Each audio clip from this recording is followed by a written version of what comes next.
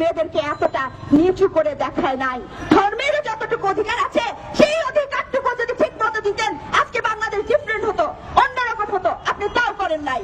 আপনাকে বুঝতে হবে যে মানুষ এখানে দাঁড়িয়েছে, আমি নারী এটা আমার পরিচয় না, আমি একজন মানুষ, আমি একজন বাংলাদেশী, এটা আমার পরিচয়।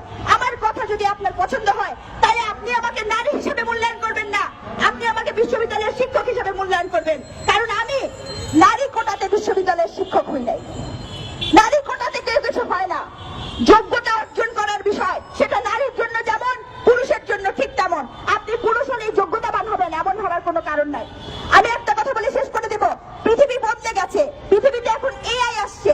এখন কিন্তু পেশি শক্তি দিয়ে যুদ্ধ চলে না, এখন মাথার শক্তি দিয়ে যুদ্ধ চলে।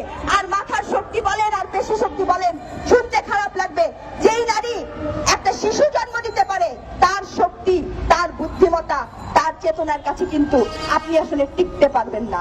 কখনো নিজের বিবেককে প্রশ্ন করে দেখবেন, তাহলে নিজেই উত্তরটা পাবেন। এবং আরেকটা কথা বলে